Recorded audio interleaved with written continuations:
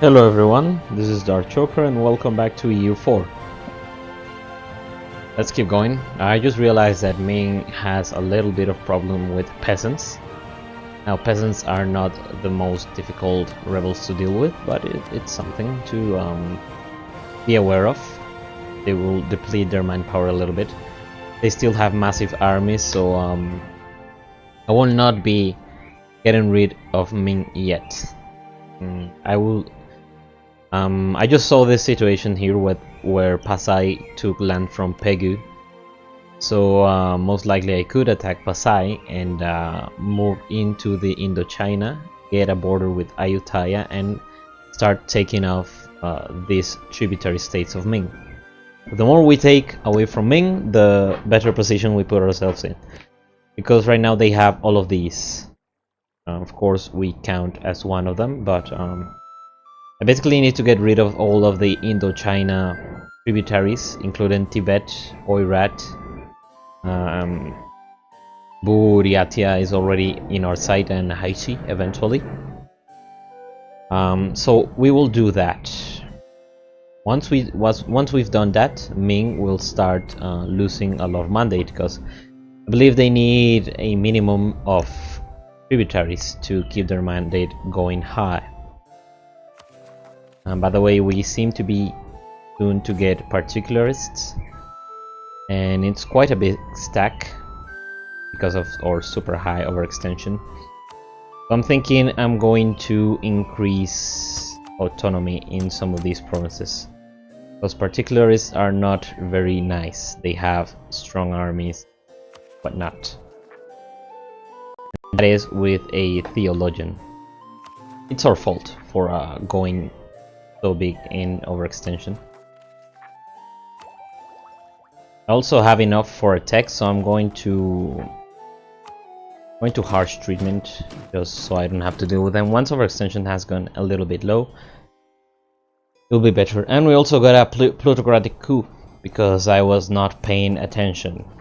That happens when you play this game and record while you are basically asleep. The other thing that I was thinking of doing is starting our golden era by the end of this one. However, reason being is because we get one of the objectives of the Age of Absolutism is becoming the Emperor of China, and trade companies, which we will not get. But basically, if we want to become an Emperor of China, we need to get the stronger armies that we can, and a golden era will grant us that, as well as getting reduced power cost and all of that. The other thing that we can do is wait for our heir to come of age, and then get the reduced power cost, because we will have a lot of them to spend, and we can do some development even. Development is fine. Alright, let's get going. Need those cores to finish. And one more important thing, I need to come here and deal with the Malaccan separatists. I don't want them to lose me those provinces. That'll be a little bit difficult. Let's see, where are my ships? So I will just get the transports, because I don't need the rest of them. And bring all the transports to Inca.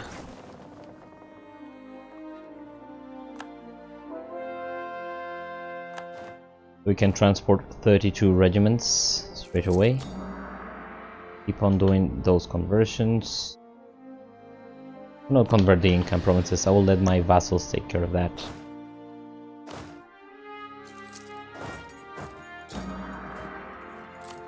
We'll also reduce this while we are moving our troops. So I'm losing a lot of money because of the amount of corruption we have to root out. And I need to and I'll conquer them too. Oh, that's good.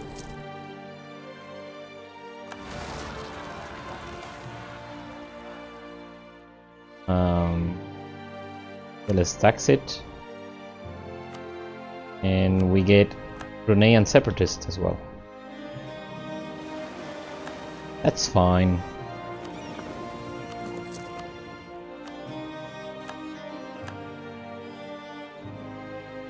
What I can do is take the next technology once we are actually fighting the rebels.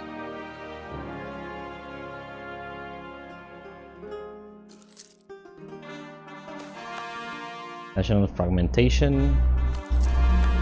I don't want to lose on any more stability. Already at -1 because of the stupid plutocratic coup. And I'm over my force limit, so no producing anymore. Territorial core, it will cost 44 admin power. Guayaquil, okay. I mean, I need to reduce all of this. Reduce overextension as fast as I can. We are already below. Where are those? They're safe. There you go, Age of Absolutism. As governments wrest the absolute power in their countries from other parties, they are now able to devote themselves to the building of empires. This is the age of the state of rulers and their armies. Enables absolutism mechanic. So for those who don't know, I think this is a feature of the expansion, but you can see this here. So you used to have the absolute monarchy government. That doesn't exist anymore. You instead have this. The more absolutism, so you get from doing harsh treatment, you get from increasing stability, you get from decreasing autonomy, and from strengthened government. Thankfully we increase autonomy, but we can do some more harsh treatment perhaps. Let's see. Rebels. We now have the particularists. Let's do one more harsh treatment to get those a little bit of absolutism. Those are ton of points, but whatever. We get 1 point of absolutism. That increases our admin efficiency and the firing core duration. Firing core duration, I understand it by the number of years it takes for this to stop being a core of Inca, for instance. You see, it's now 149 years instead of 150. And you also have the maximum absolutism. As you can see, government forms, for instance, republics have -5 or -10, I think. No, I think it's -30 maximum absolutism. And you get more, for instance, from the golden era, which we of course cannot enact anymore. But from golden era you get 5%, and several things you do can get you even more. Let's see, it appears and of course there is the splendor mechanic. So multicultural nation, we have to have at least 5 promoted cultures. We can get that when we unlock this idea, we will get that objective. Other than that, trade companies, we have none. Multiple universities, 5 universities, so that's something that can certainly be done. And have a land force limit of 200 regiments. That will be interesting to go to. And reach 90 absolutism. Become the Emperor of China with over 50 mandate, and win a religious league war. Of course, we are not gonna be part of this unless we become Catholic and somehow join the Catholic party or whatever. Okay. And if I'm going Christian, I'm most likely going Protestant, not Catholic. So let's see the edicts. We get the state edict. Monthly devastation minus plus 0.25.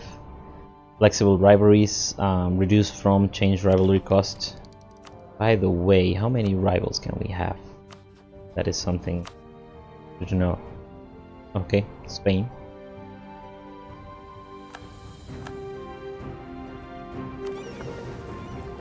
Need these to be at least 75%, otherwise they might die. And I want to carry the 32 regiments that we can over here. There'll be 29, 3 more.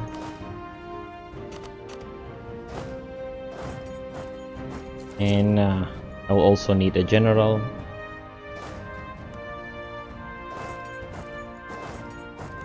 Oh, I cannot move here. This army is basically trapped. Too bad. Okay. Grant general. Want to core as much as we can. Okay, so let's see. The other one is protecting forts. Fort maintenance on border with rival minus 100%. That is really good. That means that we can basically get a border with Ming and build forts all over this, and it will cost nothing. That is insane. Of course, I will have to leave them later, but that's nothing. Reduce autonomy change cooldown minus 50%. This is also good because it helps you get more absolutism by reducing maintenance, or I mean reducing autonomy if you want to. Reduce harsh treatment costs. That helps, but as we have humanist ideas, probably we will not be making much use of this. Admin efficiency plus 5%. That is certainly something I want to get. And yearly absolutism plus 1. So most likely the first one I will get is monthly absolutism, then admin efficiency. And of course the Dutch get a bonus, the French get a bonus, the Swedish and the Manchu. Fortunately, Manchu is not very close to form.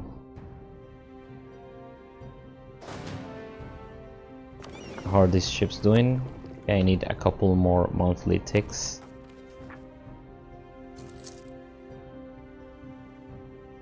I don't know. I feel like I'm going to lose this to Malacca.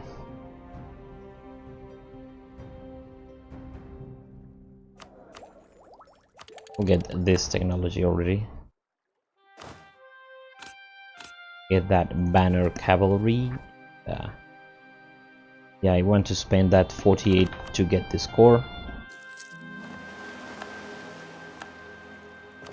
Keep our exploration going on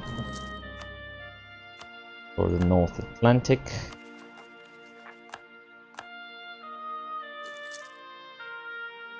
And that is okay. We have an idle colonist.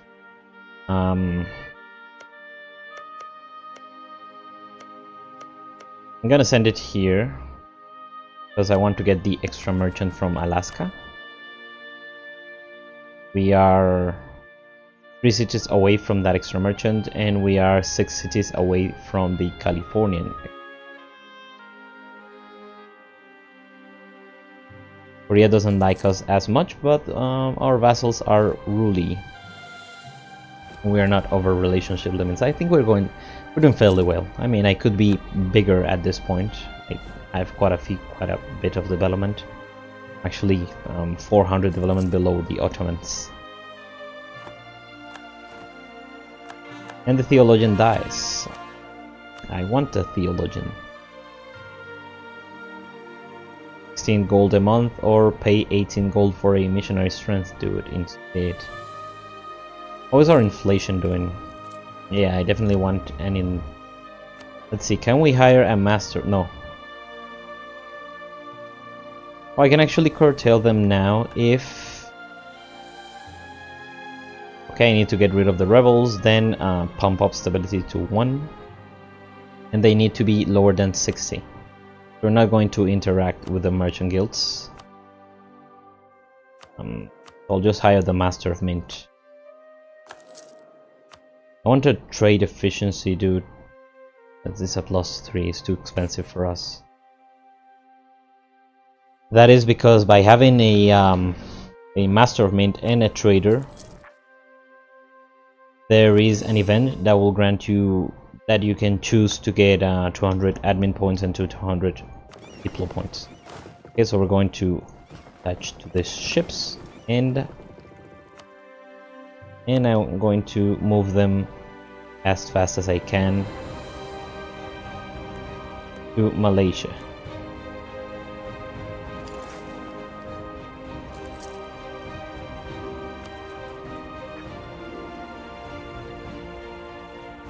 Yeah, our priority is coring.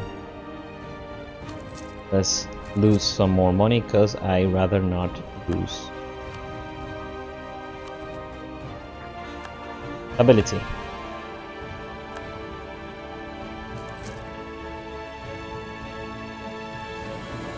Okay, so lower overextension means no more rebels.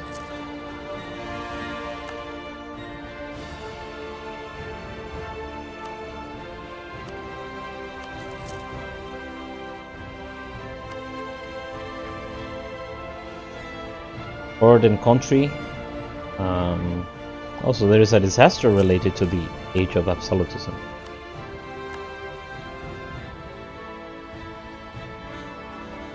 We even have the Pasai separatists. Okay. Oh, I don't need to be spending that much money into the root out of corruption. For extension, so that's as much as we need. And we get Japanese Peru.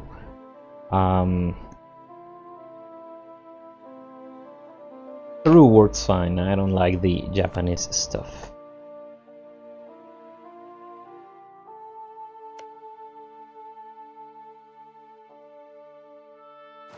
And that colonization is big enough, isn't it? Yes, we get the extra merchant. Let's see, where should I send him? Okay, I'm already transferring trade power from Mexico. So I want to get California so I can transfer even more towards Nippon. No, that goes into Kirin, but we can also get that trade power into Nippon, so it's fine.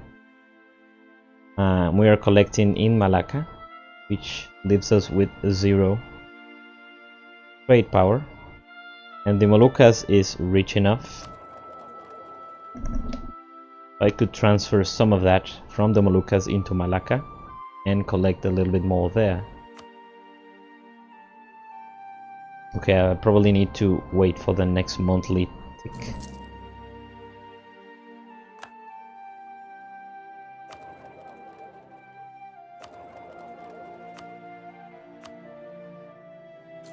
There you go.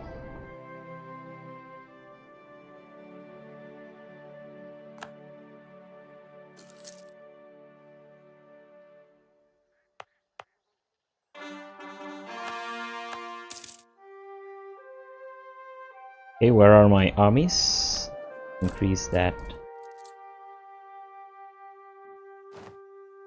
And they should be arriving soon. Okay, they are. They're already here, actually. Unruly Samurai. How are you doing in terms of national unrest? If we get +2,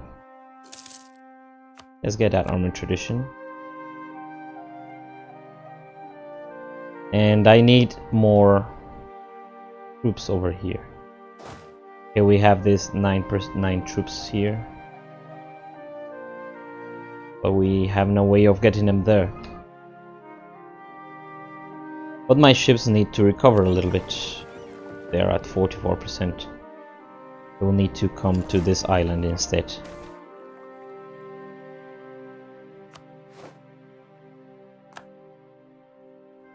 Yeah. And these are still my lands, aren't they? Yeah, they're going to retreat over there. I'm going to move these troops here. Although here,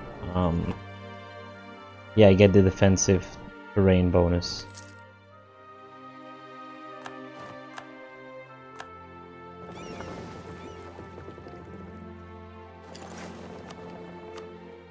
And we lose the discipline guy. I want him back. Moral of armies is also nice.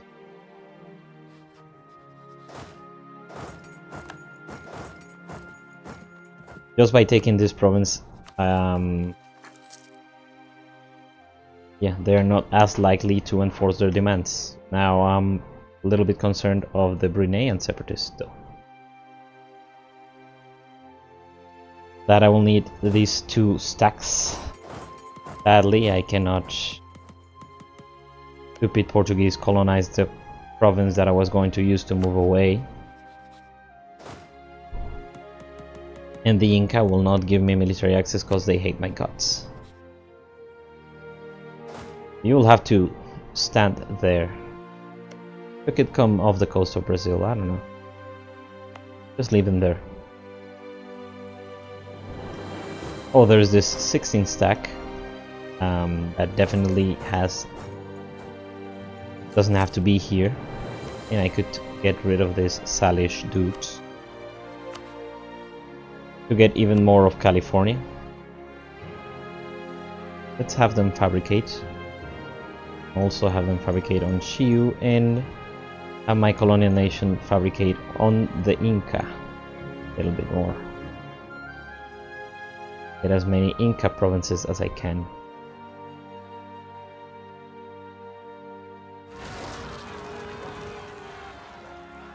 Yet and pretender rebels. Why am I fighting those? Why did you even spawn? Local development cost minus 15% for the cost of local unrest, or we cannot allow this. Get plus 10 trade efficiency. I would like to go open. I mean, I know there's the achievement, but let's face it. Full isolationist will just give us reduced stability cost modifier and monthly war exhaustion. To be honest, I rather have technology cost reduction and institution embracement cost. So let's let them come. Rebels fighting over rebels, that's funny.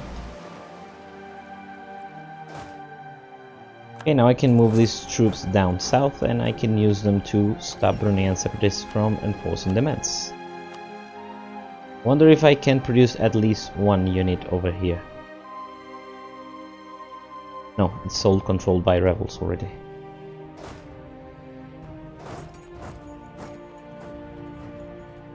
How are the Pasai separatists doing?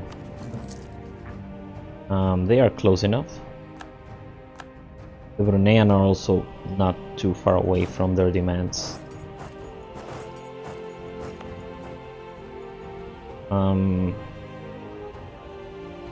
Okay, the rebels will be the attackers. Let's fight them there. Good stuff. Okay. I can now, instead of leaving these armies here, I will produce troop here. In the meantime, I will get these ships here and move the rest of my troops over to Brunei. Oh no, I actually need to fight Pasai first. Let's fight Pasai.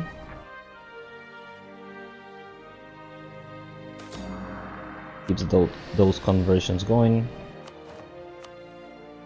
Christian community attacked the warehouse of Christian merchants in Catfire more than once this month. And while the local samurai claim that this has been a series of unfortunate accidents, it seems clear not everyone is favorably inclined as we are to the arrival of the Gaijin on our shores. Well, don't they invest an investigation to punish the perpetrators? Or there is little we can do about the accident? I'd rather not get devastation in Kyoto, to be honest. Apparently we have local Christian mission. Okay, minus 15% development cost. That is not so bad. There's a building we can build in Kyoto. State maintenance minus 25%. How much are we paying for the maintenance of this state? 0.98. This one is much more expensive. I'll build a courthouse over there.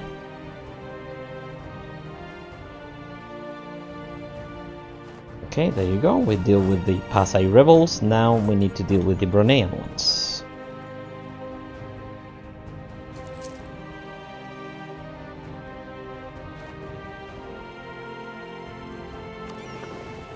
Okay, with these ships at 100% maintenance, 100% durability, I'm gonna bring this 16 stack back home, and we get that incident again. a regency. Well, that is too bad, because we have to wait, I think, 7 years before we can declare a war. The good thing is that we didn't get a super awful regency. I mean, I would have preferred to have much more admin points, but it is what it is. Silly me. Okay, but I don't need to bring the whole stack, I just need one transport to move here.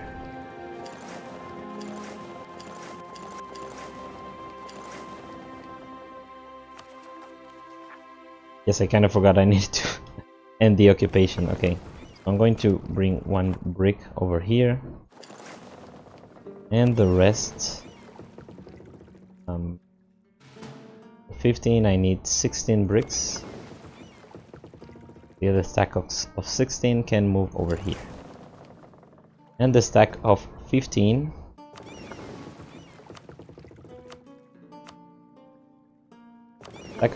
can join the rest of my ships that are off the coast.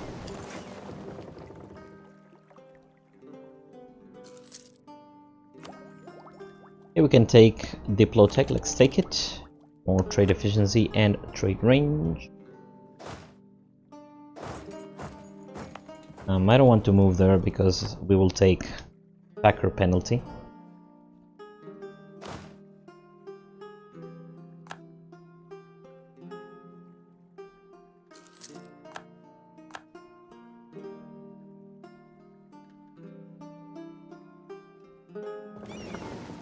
And let's get this other brick over here. And with that, I'm going to end the episode. Not much interesting stuff happened today, but well, there was all of that overextension that we needed to deal with. Anyway, I'll promise the next one will be a little bit more interesting. Thank you very much for watching, and have a good day.